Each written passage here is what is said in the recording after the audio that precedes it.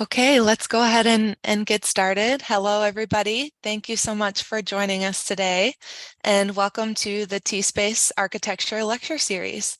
This is the second event in a series of 8 public lectures organized by T-Space within the framework of the Architecture Residency program. And I'll just go ahead and take a few moments for introductions while everyone is settling in. The residency program is led by Stephen Hall and Irene Sucrelia, and my name is Hannah Hill, the residency coordinator and host for this year. We are also joined today by Marissa Espy, and both of us are joining the call from the Hudson Valley, where the Stephen Myron Hall Foundation is based. And just for our new audience members today, just to say briefly that T-Space is a nonprofit organization. It's an initiative of the Stephen Myron Hall Foundation, and it focuses on arts, education, design, and ecology.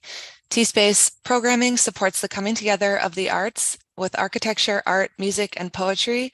In addition to the architecture residency program, T-Space organizes the synthesis of the arts events involving art and architecture exhibitions, poetry readings, and music performances that take place here on the grounds in Rhinebeck, New York. T-Space Gallery is open to the public and available to visit during our open gallery days or by appointment. And we are so thrilled to have Torkwase here today, who is our current T-Space artist and our guest lecturer. And we highly encourage you to visit her show before it ends on July 8th at the T-Space Gallery here in the Hudson Valley. Please check out our website that will post in the chat for all upcoming T-Space events. And this lecture, along with the others in the series, is part of the Architecture Residency Program, the 25-day intensive program that takes place every July and is now in its 7th year. Today, our residents are joining us on the panel from all parts of the world. Hello, just a quick hello to Michael, Isabel, Rasika, and YP.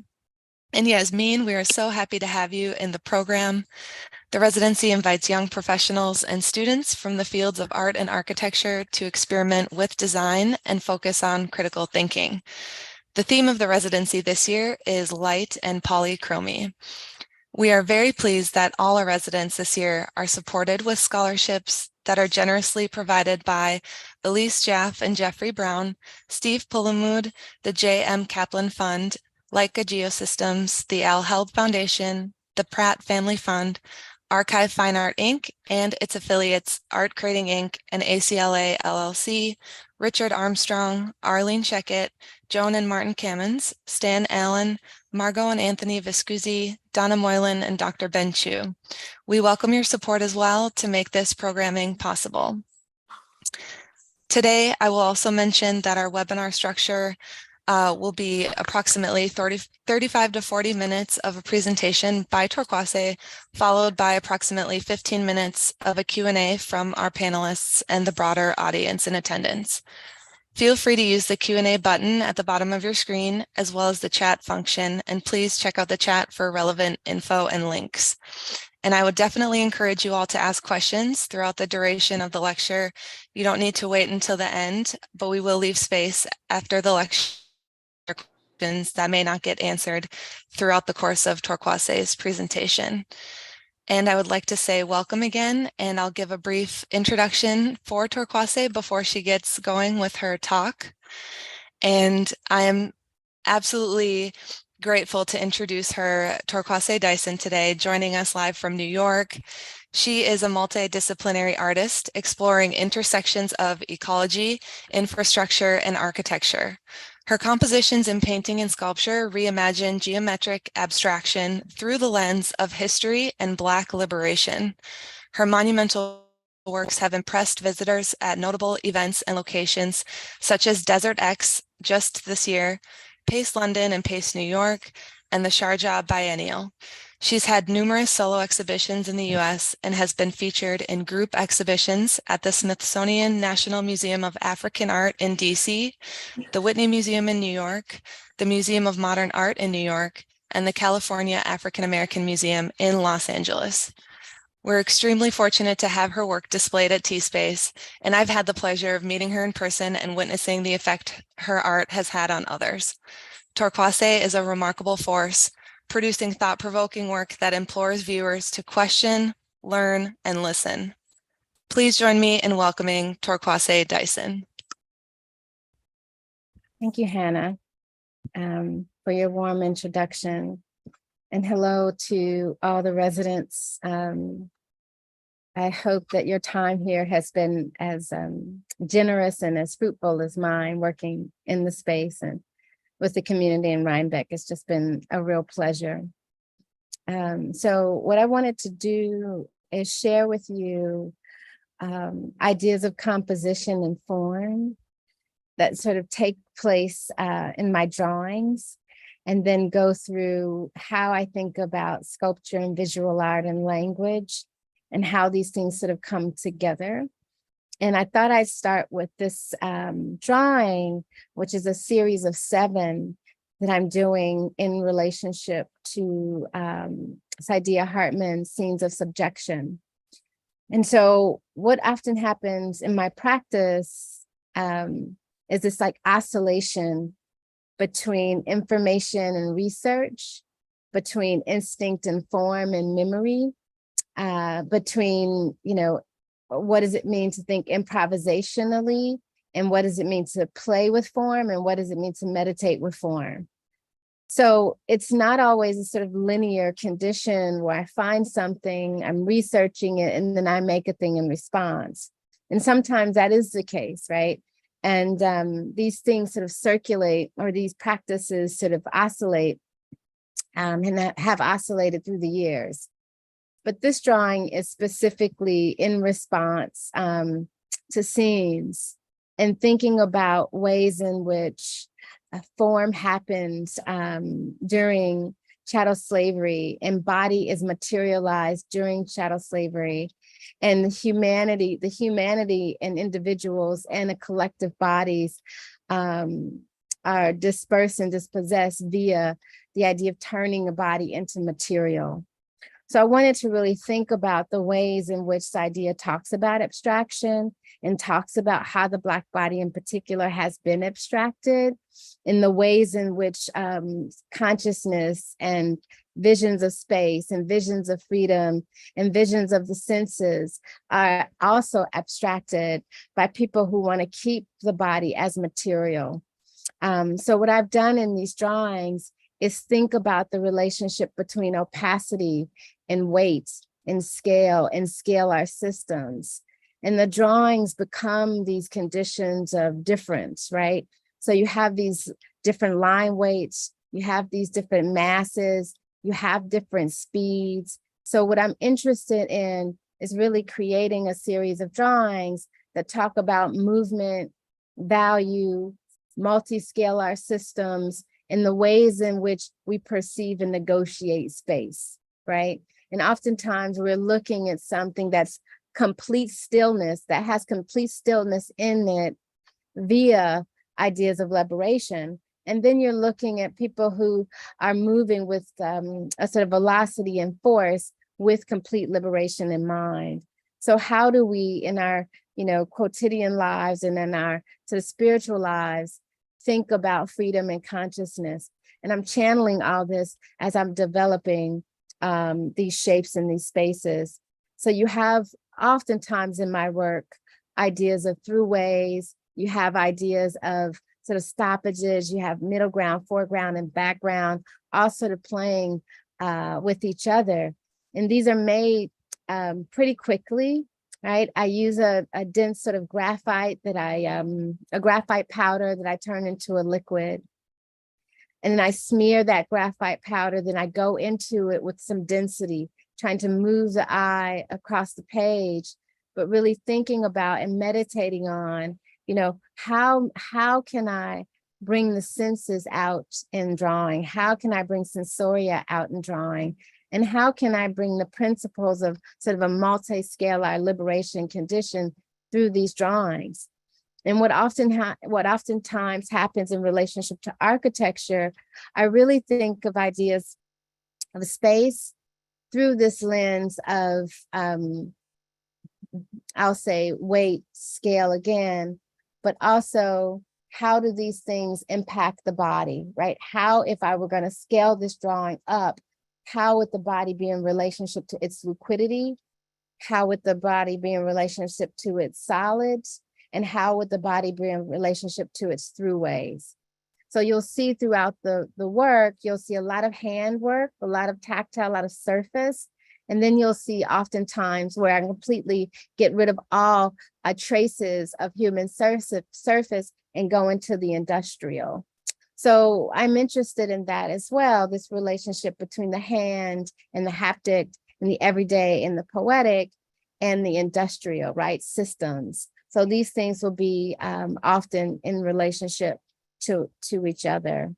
And this drawing is a fairly small drawing. It's around 9 inches by 12 inches on paper. Let's see. Oh, it's not happening.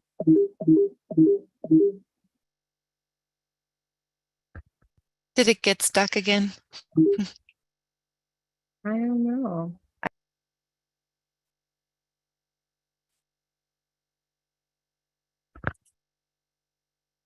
Is it possible, Torkwase, to, oh, there it goes. Let's see if we can share again.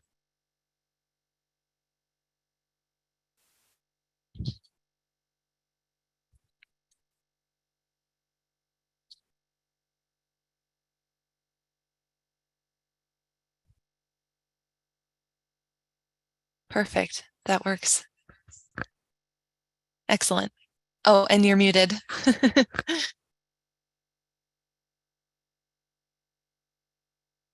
Wacky with my computer all of a sudden. But if I'm going to be a little bit, can you hear me now? Yes, I can hear you now. Great. Perfect. And we can see your screen, and that looks like it's flipping through. Oh, wonderful. Okay, I'm sorry about that. No worries. So yeah, so oftentimes when I'm making series, I'll deal with this idea of elevation, right? And similar to the way architects think about elevations, and thinking about ways in which you think about above, the center, and below, and how might ideas of perspective induce questions of distance and induce questions of movement. So with going on and thinking about the field, thinking about ideas of plantation, thinking about ideas of the ocean and movement, you often have, and very often I have in my work, a sort of symbol of a horizon that's not quite a horizon. But the idea of that is sort of working in this multiscalar condition with entry or using elevations by way of information, but thinking about a transhistorical condition in relationship to freedom, right? So all of this idea of history and liberation and freedom and emancipation sort of runs through my work that from the transatlantic slave trade to the present in thinking about ideas of ecology. So the liquidity in the work and the solids in the work are very much in relationship to the body, in relationship to the systems that kind of create these long extended extraction policies and the extraction cultures and extraction built environments. When I'm thinking about ideas about extraction systems and the haptic, I understand that abstraction of the body in relationship to being human and unhuman, and people and industries and systems trying to unhuman someone, in relationship to extraction from the continent, from the ground, whether it's water, entities, sentient beings, all of these things, I live in our bodies today. So the sort of transhistorical condition is very present in my work. And with that, a sort of multi-scalar solution to these, to freedom, right? To multi-scalar solutions as we think about methods in the struggle for liberation. So in these sort of systems that I've been building in my work, I've often gone to incidents in history that have to do with specific narratives around self-liberation.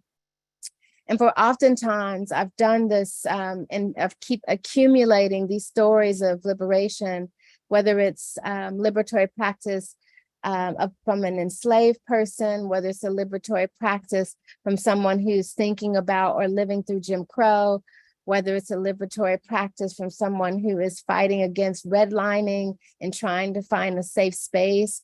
All as I sort of go through and deepen my practice and understand the ways in which liberation happens on small scales and large scales, what I find is that people of color in particular, as a group that I study, am interested in and belong to, I'm fascinated by the times we find architecture, we make architecture, and we revisit architectural spaces, right? So oftentimes I find architecture or using architecture infrastructure by way of freeing oneself.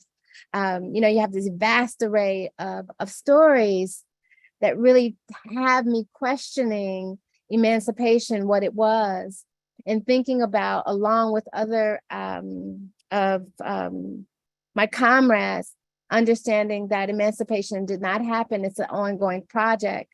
So specifically, I'm thinking about The Long Emancipation by Ronaldo Wilson, who teaches me and has been teaching me ideas of Black life form and ideas of the long emancipation, and how Black life form is made out of these emancipatory conditions. So I'm really interested in pulling shape language from these histories and applying them systematically in the drawings and the paintings. And so from the drawings and the paintings, what I do is I try to live in relationship to the bodily experience through the sculptures. So over time, my sculptures have become more architectural, they've become more spacious, and they've become habitable in relationship to what I'm asking people to think about. But it's quite a journey, I think, from the sculptures to the paintings, to the architecture, to the writing, to the poetry. All of these things are sort of now circling very deep in my practice. And what I've been able to do, I think, with projects like this is really think about and really have a fidelity to all of these systems of liberation, and understand if, dispossession, if racial capitalism, if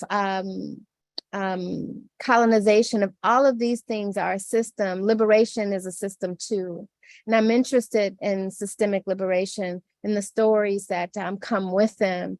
And as I think about these things and continue my work with line weight and density and scalar systems, I often, in this piece, think about, in the material in particular, and I'll say the name of this piece, and this piece is titled Way Over There Inside Me. And it's a piece that is up now at the Brooklyn Museum, that is part of a show that really focuses on migration. And then when I was approached by the curators of the exhibition to make a work, I was really encouraged to think about movement and scale in a way that's very much like the history of liberation. That's something that can't be calculated. That's something that's sort of a refractive process. That's something that's ongoing. And I took that sort of prompt and conversation with the other artists in the show and really wanted to use a reflective surface that had both a refraction, opacity, a transparency that was happening at the same time. And I didn't want to front, back, or forward, right? So this piece is designed to be in the round, that it doesn't have a particular direction. It doesn't have a particular beginning or end.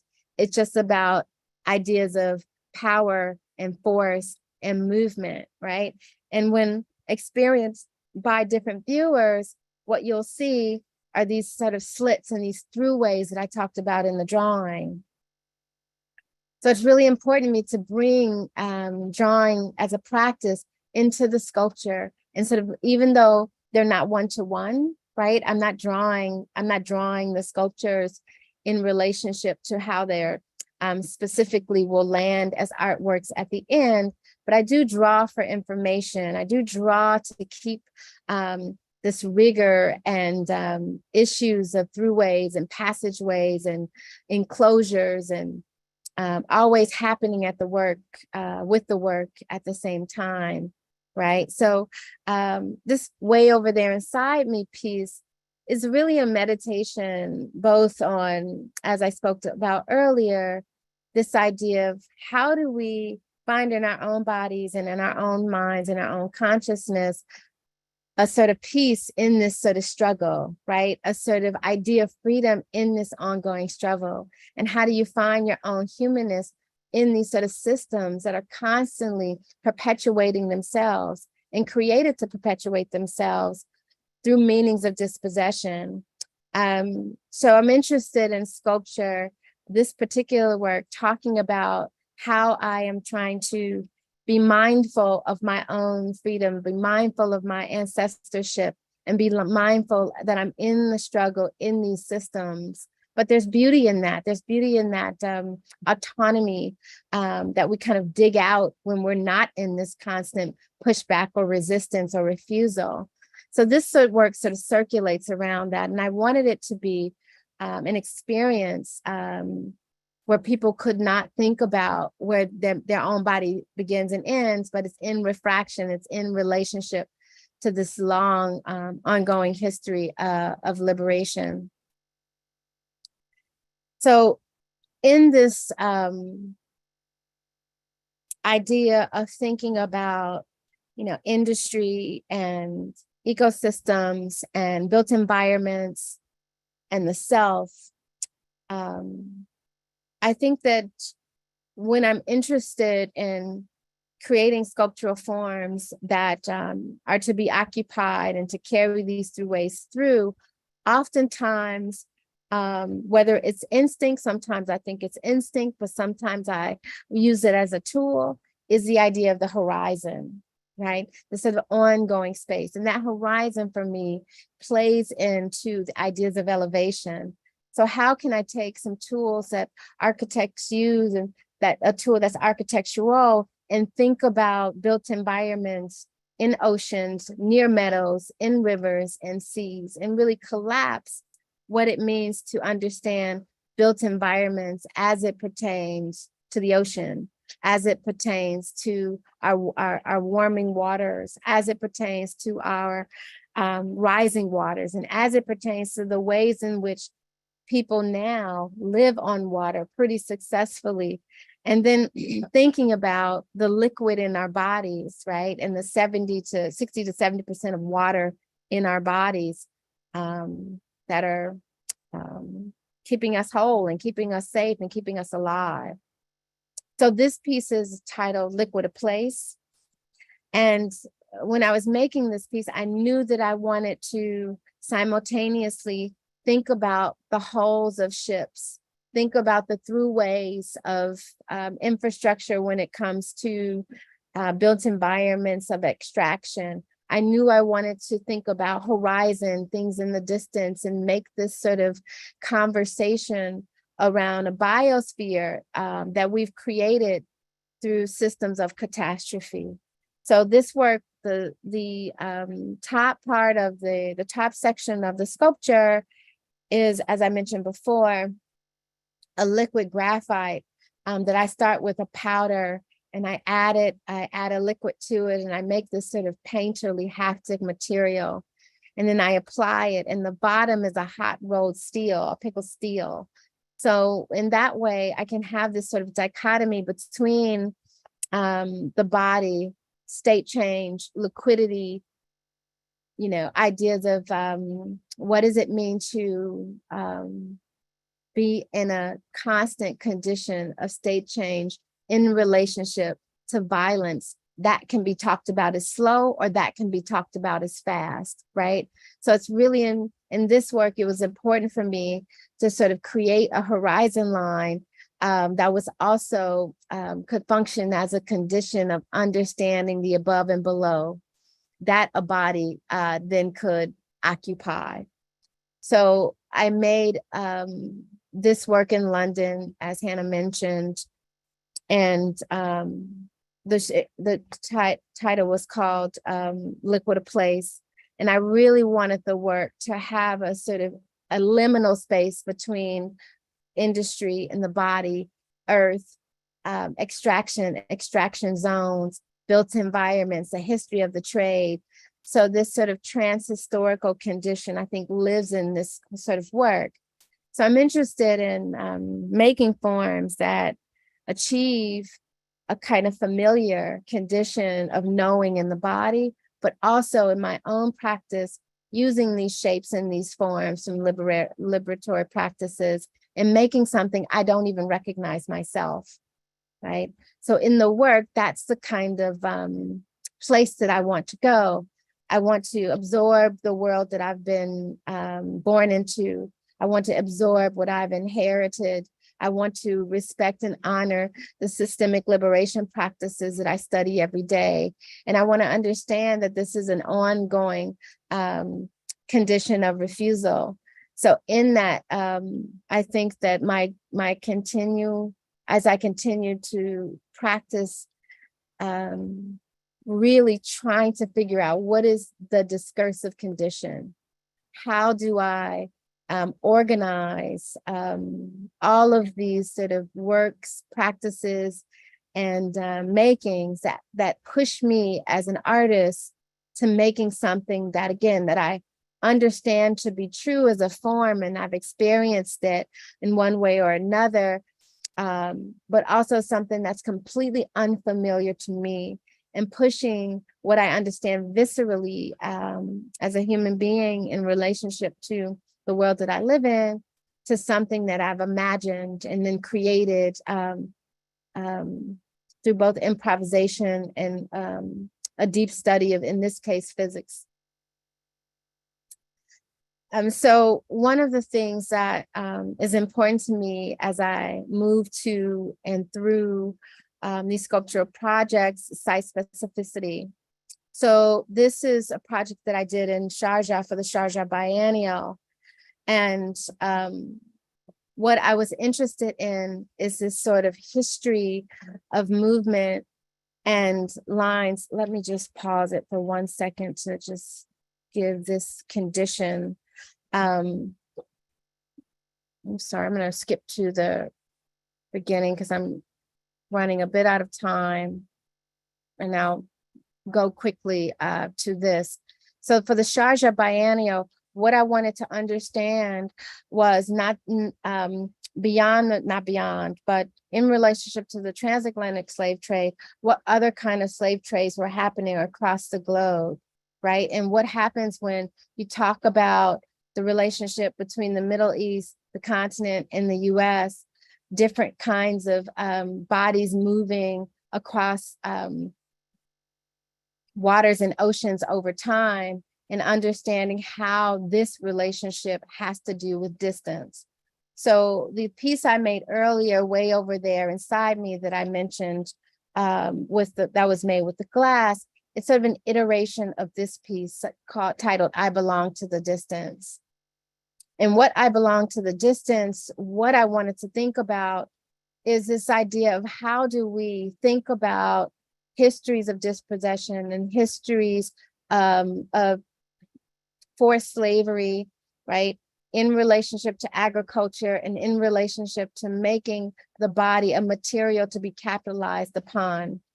And so really what I wanted to do was create a condition of performance. This is my longtime collaborator, Zachary Fabry, performing inside the sculpture. And what happens between the shape language that I bring into abstraction that faces the water, right? And that particular body of water, where you see that line, there's a nature preserve on the right side of that line. And on the left side of that line leads to different extraction zones. So I was interested in really thinking about that kind of, sorry, I'm going the wrong way. Like that kind of relationship to the water, where you have these built environments directly on the water.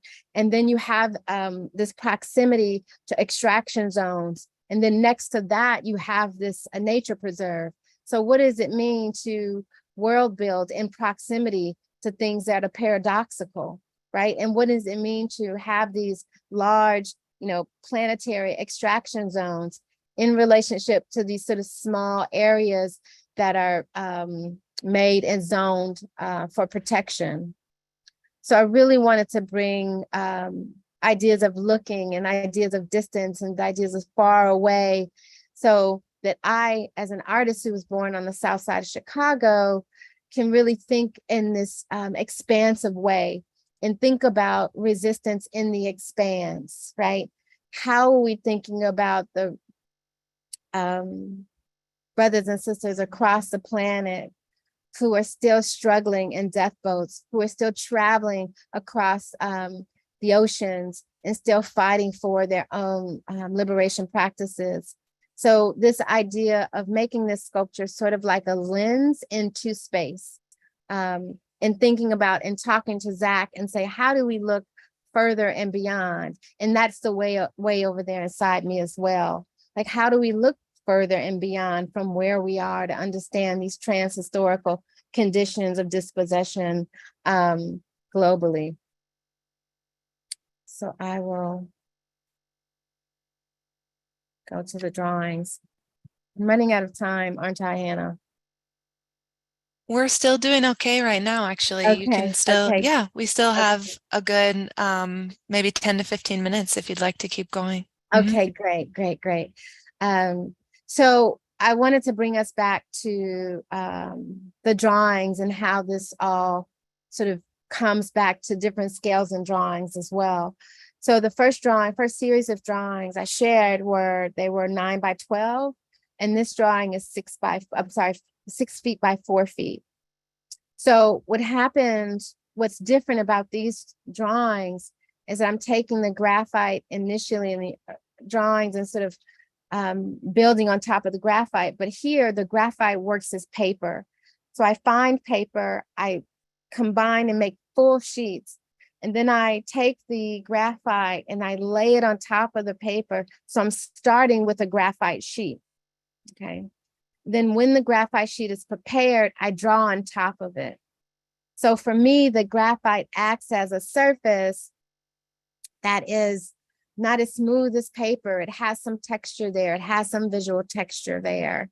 And then I can go into it and think about these in relationship to the fragments, right? So here in the larger, graphite drawings, I think about them compositionally with the similar shape language, but oftentimes shapes are floating in space. Oftentimes shapes are coming in from sort of the outside of the canvas. Oftentimes the sort of elevation or horizon line may be tilted. So in these are really an intense sort of improvisation for me. And how these get made is I turn on music. I listen to most of these. I was listening to Cecil Taylor, trying to really think about and meditation, like all of the research, everything I know. When is it time to work my way through drawing where those things aren't at the front of my mind, but definitely fuel every mark I make? So these larger drawings, I'm able to sort of draw and push my way through those issues often and land at a place that I'll say is pure improvisation. So what I depend on in these drawings is my research, my understanding, my own body moving throughout the planet, the history that I know to be true, and the future that I dream of. But these drawings are very much about sort of leaving that behind. And when I'm in my own sort of way through making these drawings, so where I land is an unknown. And if I can work my way with everything that constitutes my work to a sort of unknown space, in the space of improvisation, then I think I'm in a space in line with the history of Black liberation form again, right? How do you take what you know to be true about who you are, where you belong, who you belong to, and the planet that you belong and care for, and work your way to a freedom space where you don't, where everything that's in you makes the thing that you're looking at, but you can get to a space of making in the body and in the mind and my arms with a full expression, and leave it, just kind of leave it where it ends, right? So unlike the earlier drawings where I have a structure, a system, a very sort of frontal, almost didactic drawing where everything is very clear where it is, all the shapes, the pressures, the encounters, the compositions are very exacting, even though they're made improvisationally, they're very exacting. Here, these are sort of all over drawings, right? They're all over kind of ways in which to think about. I liken this to sort of drawing in the wind, right? Where I'm moving fast, the material's drawing slow. I'm going back and making these marks improvisationally. So what happens in this work, in this series, I landed at what was going to be the beginning of a longer project titled Bird and Lava. And this Bird and Lava process was really, I could not have done it without the project in Sharjah. I could not have done it without all the work that I've been doing, and really coming to Bird and Lava as a sort of language of poetry that I was also writing sort of during this work.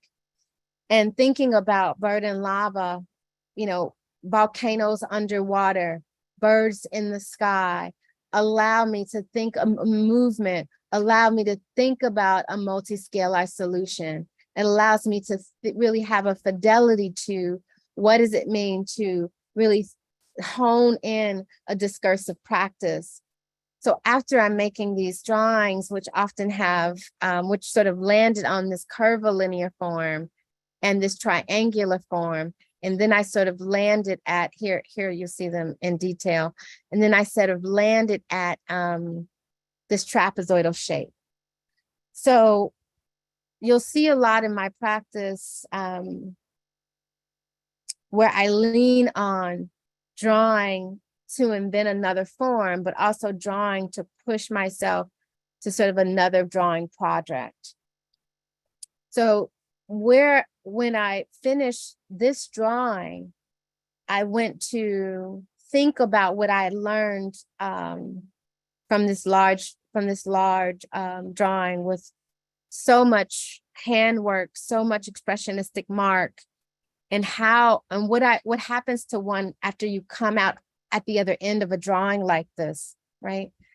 And I thought, and I wrote about it, and I started drawing and making these small drawings, and I thought about the language of Bird and Lava, and how can I bring a visual weight into the space?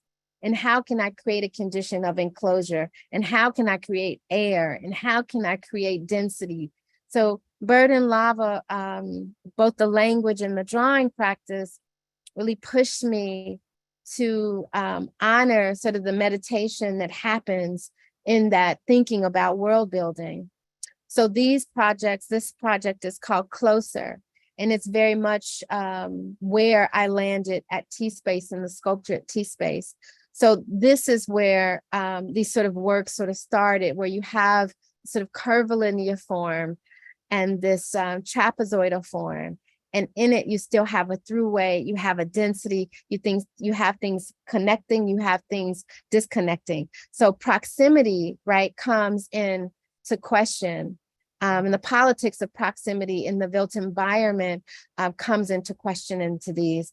And I wanted to think about composition as a tool to really generate what does it mean to have tension, and what does it mean to have the tension released, and what does it mean to control or try to control liquidity, and what does it mean to have a sort of technology that has the power to extract water from the center of our planet. So all of these things, where I am now, a sort of a meditation on world building and questioning how to, create these moments in space for meditation inside of these ongoing catastrophes. So it's not a space where I find myself resolving at any time, right? It's not a space where I find myself having an end to this idea. This is another closer drawing where I thought about balance and infrastructure in relationship to built environments around our waters, right? So we know that there's a condition where we have to grapple with a life with an aquatic world, right? We have to grapple with ideas of proximity to water changing, and we have to grapple with the ideas of the West and the world that I live in, creating the massive amount of pollution and degradation to the environment that other people suffer from.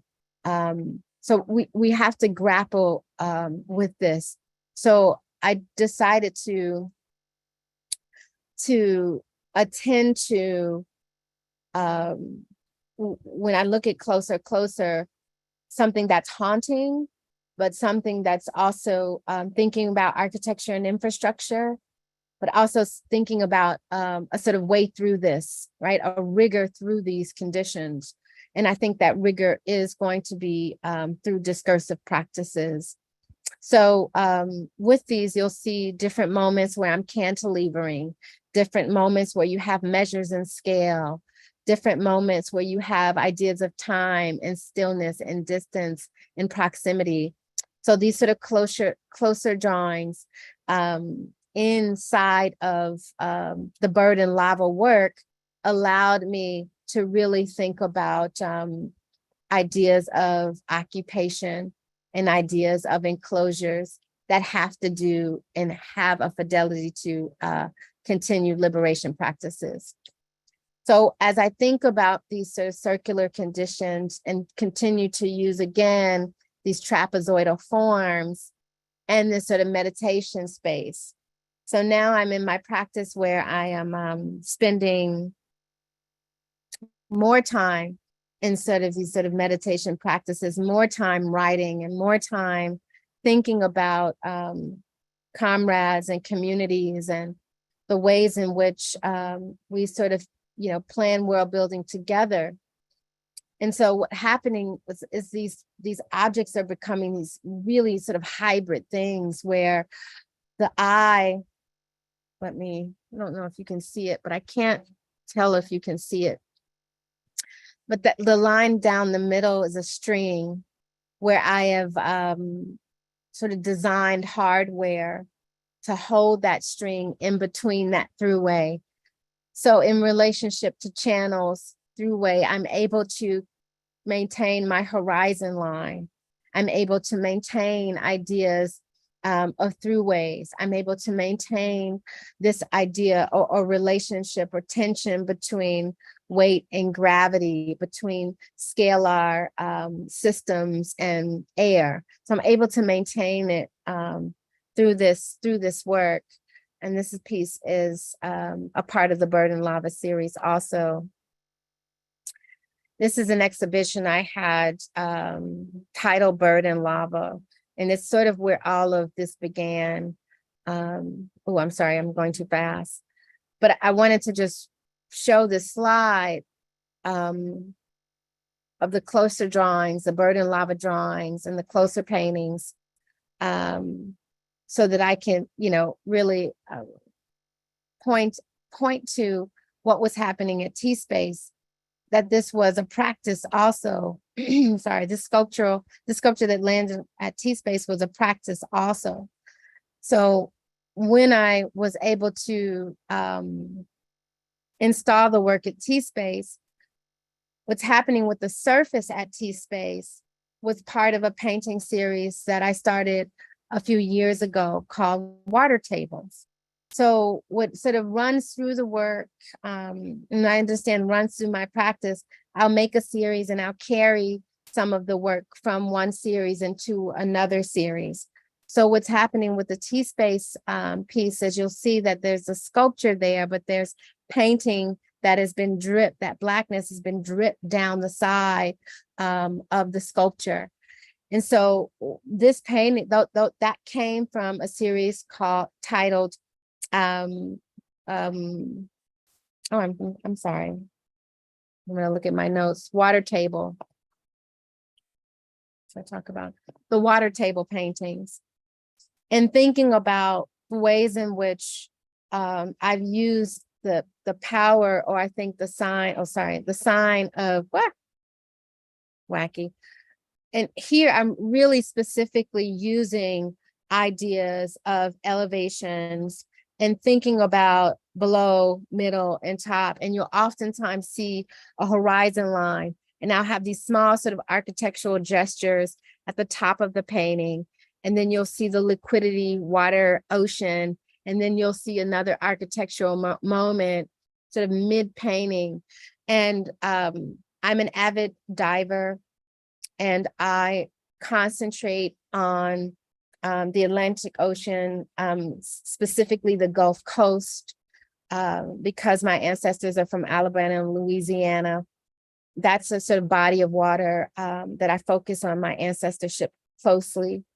And so when I go into the diving process, I understand that there's infrastructure, architecture, and liquidity. And I understand how to represent this by using elevations as a tool to think about above, middle, and below.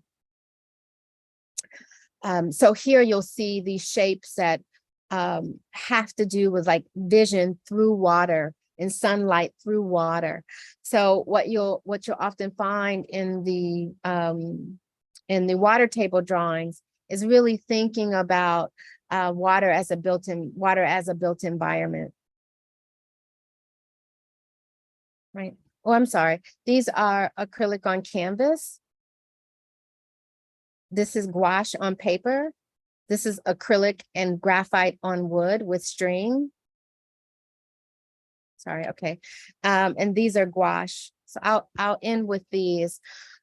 So one of the things about the drawing practice and the painting practice is these drawings are 5 by 4, so they're fairly large, and ideas of liquidity and movement. And these were made pretty early on, where I'm thinking about systems, water as a built environment, where I'm making these marks with a large brush and I'm connecting them with these really heavy sort of rectilinear lines, where I'm slicing through these liquid moments, and then I'm drawing these sort of systems within this liquid practice.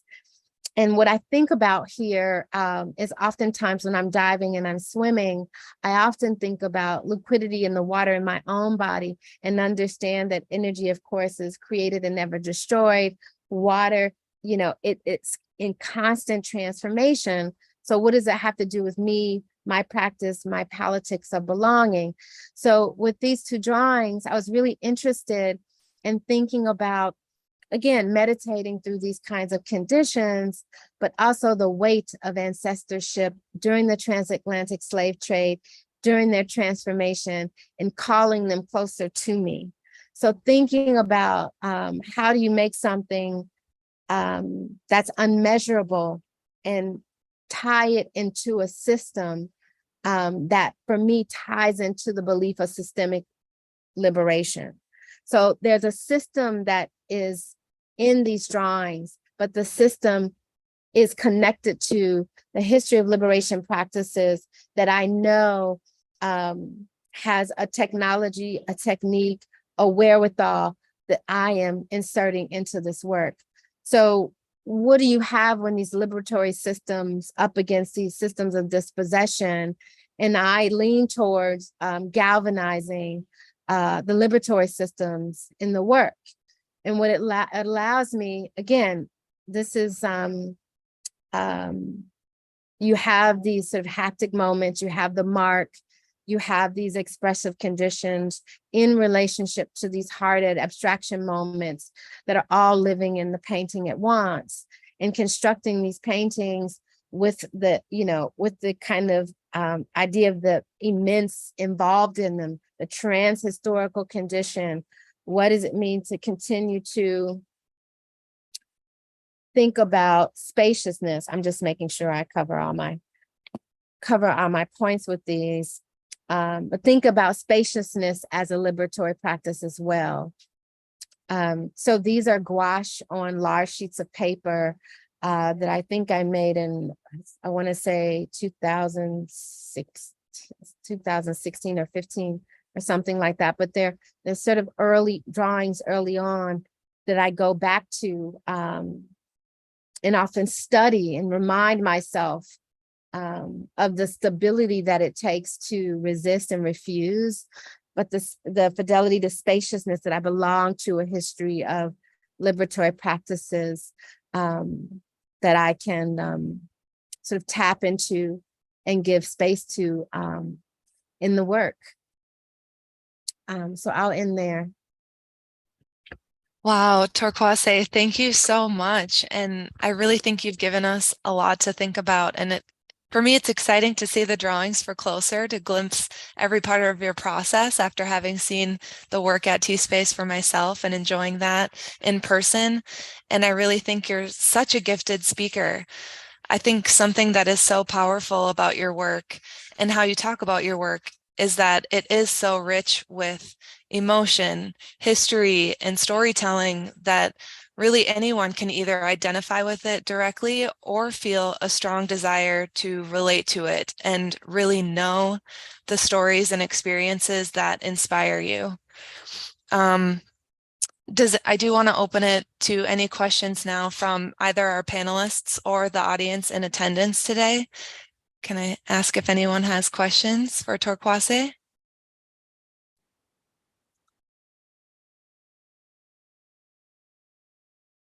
I'm sorry, I haven't, I have a question for you. I haven't fully formed it perfectly.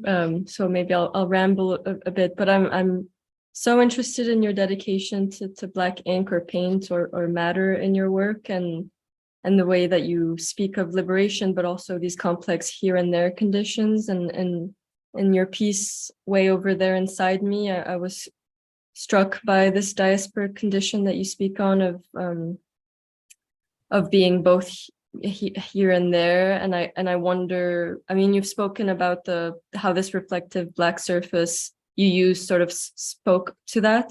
But I was also curious in your latest work that you've done in T-Space with these sort of rings of black, but in different shades, how that also speaks to, I guess, the multivalent quality of the shade of black, how it can be dark and light. I don't know if that makes sense, but I'm just curious to hear you speak more on the color in your work. Right. Thinking about value. So oftentimes I shade down, right? So the idea of thinking about darkness, I think it's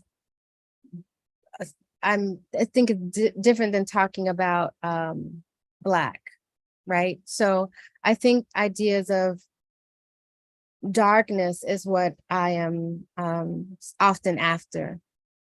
And then darkness too, thinking about space and light. So when I'm diving and I understand whether I'm in the water at night, and water is clear, right? Water is a clear condition, and the color that comes from our perceptions of water have to do with planetary conditions. So in that darkness, I'm able to sort of think clearly about composition. I'm able to think clearly about how difficult creating a compositional condition is that induces tension in space. So it's the ways in which I'd like to focus in my attention to. And well, it's the condition that I'd like to focus my attention to, and that is heavy in composition. So ideas of value in lights and darks and throughways allow me to think about composition. And oftentimes when I use color as form, right, I'm also using a shaded down, I shade down. So the paintings, I rarely use, black out of the tube, because with the paintings, I can sort of do an under wash and then build up to a kind of darkness simply because of the layers. And then in the more immediate blacks out of the can, I can think about the wood as a surface that'll give me ideas of texture, visual texture. And it also has, that plywood has an industry attached to it. So the color also lands me in the space of bridges, of viaducts, which I grew up by, so many viaducts in Chicago. I grew up through throughways in the city, trains. So all of this, built environment, architecture, infrastructure, water, all of it has this sort of darkness to it, by either way of soot or the absence of light. Graphite, earth, ground, soil, water and dirt, even, red dirt, Mississippi red dirt. When you have it watered down, it has this sort of darkened space. So my color theory around darkness, really has to do with the intentional modes of composition that I'm trying to develop, around this sort of discursive, what can composition do to your consciousness, your mind, your thoughts, and your thinking. So, and of course, spaciousness and movement. But Thank That was you. a really excellent question, Yasmin. I think it sounded great. And I think Torkwase, your response was just incredible and so useful, especially in the context of the residency program for this year, which is light and polychromy. And I think it's especially critical to have your work presented in the context of this theme, because we can see by just looking at all of your work how much can be done with composition, space, and light that may not have anything to do directly with our immediate perceptions of what color should or can be. And I think it really gives the residents a lot to think about as they are on this journey for designing the program of A Poet's House in Rhinebeck, New York during the residency. We have so much food for thought now based on what we've seen and heard from you today on this subject. Does anyone else have questions? I'd just like to say thank you. This is Stephen, and it was a beautiful talk. And I really appreciate the merging of painting, drawing, sculpture, and architecture. I think that's, for me, is something that's very important. In fact, we teach a class called Architecture Apropos Art at Columbia University. So we would hope you could give us one of the 15-minute talks of your brilliant connecting a theoretical position to the problem of architecture, painting, sculpture being related today. I think so often they're divisive, and we like to teach that at Columbia. Anyway, thank you again, and thank you for the brilliant show at T-Space. you're welcome. Thank you. Yes, and in the chat, we've dropped in the link to our website, our T-Space website, and I'd just like to remind everyone that this Sunday, July 9th, is the final day to visit Torkwase Dyson's exhibition, Bird and Lava, at the T-Space Gallery. And we'd like for everyone to follow us on social media if you want to keep up with our upcoming events. Oh, sorry. I just want to make space for someone who had a question. Oh, yes. YP, did you have? Yeah, please. Thank you, Torkwase, again for such a beautiful talk. You are so eloquent and poetic in walking us through, taking us on a journey with your work. I wrote down so many beautiful phrases and sentences you said, and I really like what you said. I want to absorb the world that I was born into. And you talk a lot about like meditations on world building. I was wondering, through your work, there is clearly a combination of material experimentation and improvisation versus like these clean delineated lines and very geometric, very clean lines. I was wondering if you can speak a little bit about like what you think about like these improvisation or experimentation and the more I guess the more messy side and the cleaner, more like I guess planned side. And what do you feel about what's your relation to the between these two forces? Well, I think it's those forces are true to the way we live, right?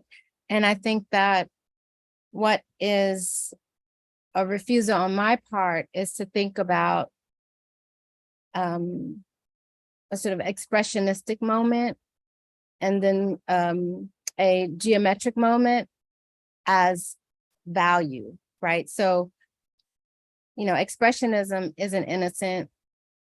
You know, geometric abstraction, hard edge geometric abstraction isn't innocent. You know, neither of these things have an innocence to them. And neither of these things I think are sort of pure, right? So as an artist who was trained in the art world, there is that sort of space between abstract expressionism and geometric abstraction that I think should be valued as a truth to those who are making it. And I think that those who inherit that history, we're allowed to say, well, I don't, and the way I understand their value is not good or bad or right or wrong. I understand them as a necessary historical moment. So what's necessary for me is to understand how there's a liminal space between, and to sort of refuse these sort of polar opposites and think about, you know, what does it mean to work through the mind? You know, what does it really mean to work through the mind and land someplace that is improvisational? And I think that, you know, I understand that my improvisation at its highest level takes practice, right? So I practice to get to a space of improvisation where I can make things that are unrecognizable, and sort of practice abandoning or emptying out the things that are in my mind to make space for something else. The geometric piece comes in, and when I'm thinking about and ordering and, you know, refusing my own my own complete liquidity, you know, because that's not true either. So there are no absolutes in it. And I think that in this contemporary moment, again, the discursive is the new form, where the ability to sort of move through different forms and practices to get to a place where you want to make something that you don't recognize out of things that you know in your body. I think that that's the work. And I think that's the work that we need to make more livable futures. So it starts with there, but the principle is to sort of make more livable futures, partner with people who make more livable futures, and to not, for me, and my talents lie in the discursive.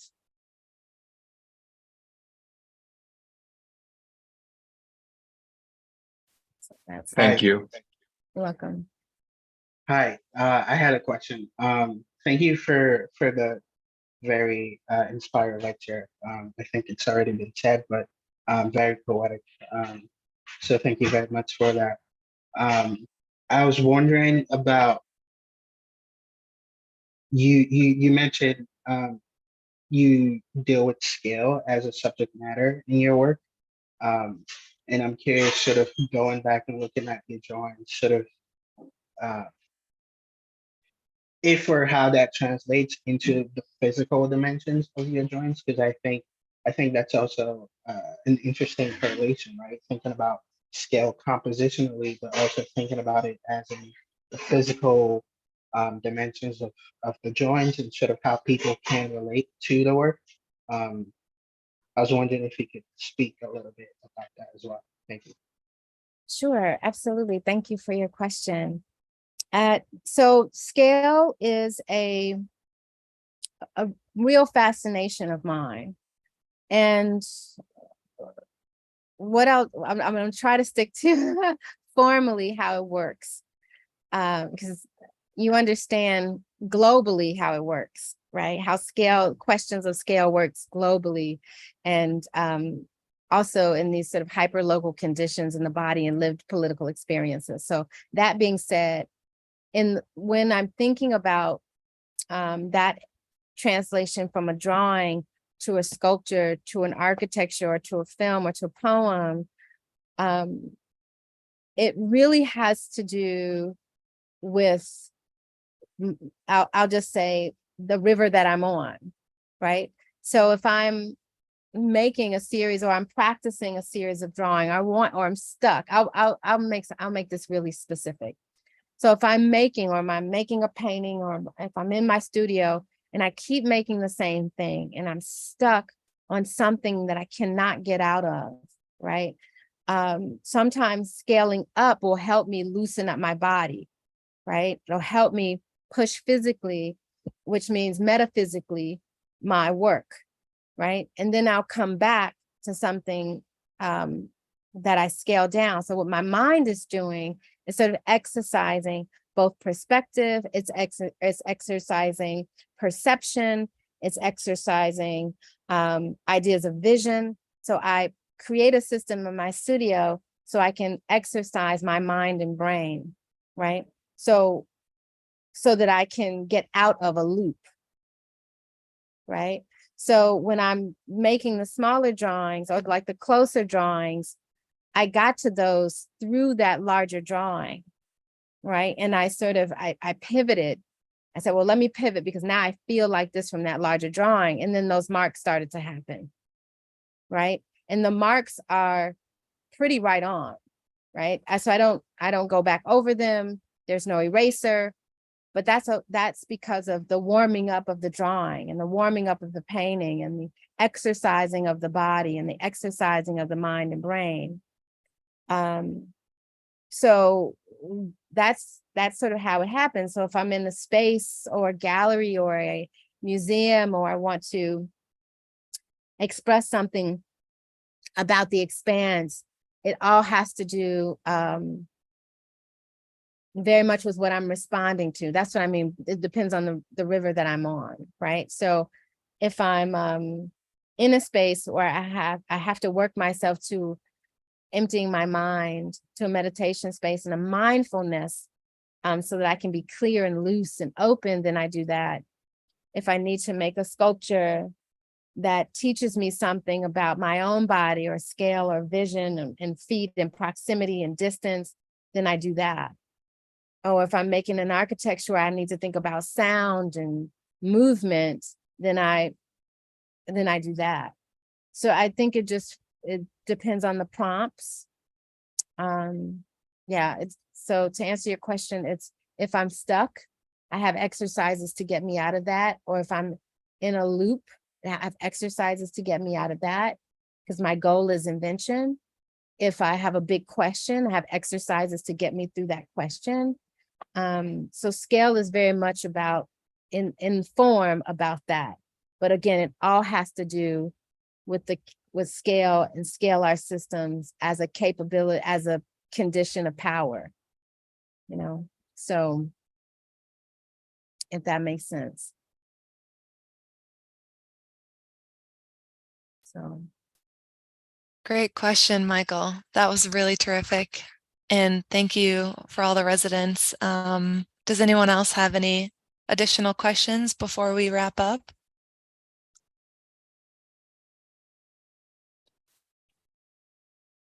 Well, thank you all for having me. It's been a real pleasure. It's been a real pleasure. Yes, thank you so much, Torkwase. And thank you to all of our panelists, the residents, and everyone attending the webinar, as well as our viewers on YouTube. This will be available on our YouTube channel afterwards to go back or to view it and to share with other people who may be interested in seeing the talk today. Please RSVP for future lectures that we have in the series, and we are so happy that you took the time to join us today. Thank you, everyone. Bye. Okay.